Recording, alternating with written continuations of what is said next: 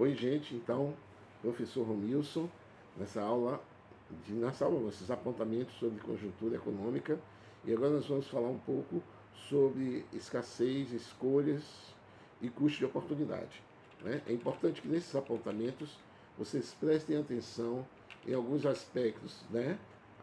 Da lei de escassez e a definição da economia, que vocês prestem também atenção com relação à importância do custo-benefício na escolha de um produto e também o que é custo de oportunidade. Então, a primeira coisa que a gente pode pensar é que a própria definição de economia. Né? A economia vem do eco, vem do oikos, que quer dizer casa, habitar, né? E nomos, que tem a ver com o meio ambiente, com o habitat, com o local, né? E essa casa no sentido de ser um município, uma família, né? Mas também um bairro, mas também uma cidade, um país, um continente, um planeta. Então, casa no sentido de onde você habita, né? Não apenas na sua casa, no seu apartamento, mas nessa dimensão. E aí a gente pode ver que já essas duas palavras originam a ideia da economia como algo que nomos também como lá a ideia de lei, de ordem, né, de administração, de organização. Então a economia pode ser entendida como a administração da casa, aquela a economia como algo que dá ordem, que organiza uma sociedade, que organiza a casa. A lei de escassez é outro importante elemento que vocês têm que prestar atenção, no sentido de considerar que temos recursos finitos para desejos infinitos. Então, esse é um apontamento também que eu acho importante vocês lembrarem. Existem recursos finitos para desejos infinitos. E para isso é importante que você considere diferentes dimensões, né, dos desejos dos seres humanos, né, que são as pessoas não consomem mais um carro, elas consomem às vezes uma cor do carro, um tipo de pneu, um tipo de acessório. Então os consumos são um consumo infinito, a capacidade de desejar é infinita. Só que os recursos são limitados, nós temos poucos recursos. Nós temos água, é um recurso limitado, o petróleo é um recurso limitado. Então nós temos o desafio dentro dessa lei de escassez em conseguir garantir a produção, consumo, poupança, investimento, esse jogo de categorias diante do desafio de enfrentar recursos limitados e desejos ilimitados. Uma outra coisa que é importante nesses apontamentos é você pensar a relação custo-benefício. Né? Então, a análise custo-benefício é perceber que sempre há uma relação, né, entre o custo de uma coisa e o benefício que ela proporciona.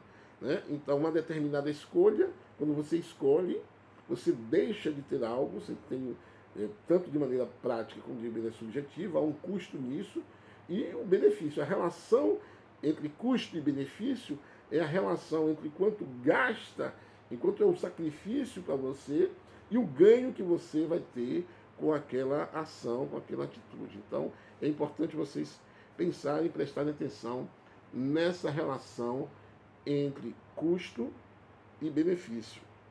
Uma outra coisa que é fundamental e muito importante é a questão do custo de oportunidade, né? Que revela qual o sacrifício associado a determinada escolha. Então, quando você faz uma escolha, deixa de fazer outra. Então, há sempre essa relação entre o custo, né, de oportunidade e os custos e benefícios. Né? Esses são duas dimensões que são importantes você observar. Como você pode observar nesse apontamento, nesse tópico, nesse texto, a economia se aproxima das ciências do comportamento, da economia comportamental. Né?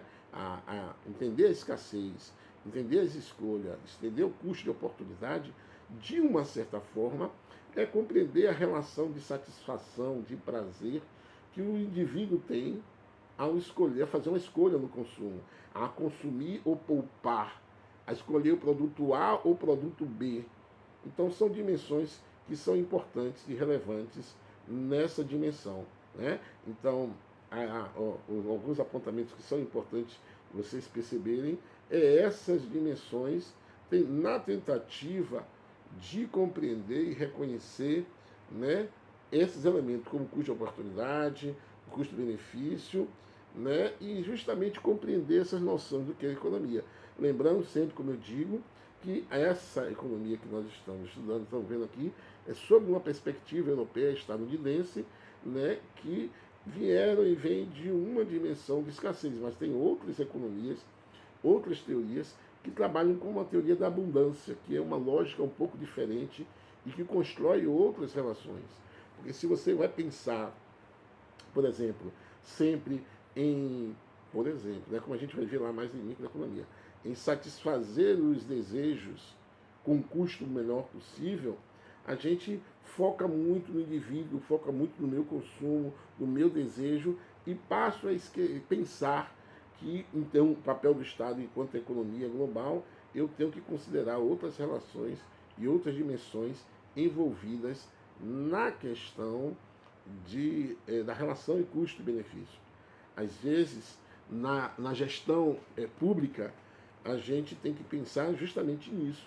O custo pode ser alto, mas o benefício é significativo, que é uma lógica até um pouco diferente no caso do lucro das empresas. O Estado pensa não só no custo, mas no benefício. Às vezes, uma ação, uma política, ela tem um custo alto, não é lucrativa, vai dar prejuízo, mas os benefícios sociais são importantes. As políticas públicas, como o SUS, as políticas de educação, determinadas políticas, determinados investimentos têm que ser analisados em função da relação custo e benefício, e não apenas na dimensão da eficiência ou da lucratividade. O Estado, né, diante da escassez e do desequilíbrio, né, que existe num país como o Brasil, de tremendas desigualdades, é preciso que o Estado sempre tente equilibrar, né, em setores que não há necessidade, que há necessidade de investimento, mas que a iniciativa privada não tem interesse em participar, e é importante o papel do Estado.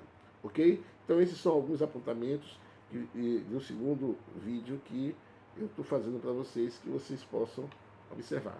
Abraço!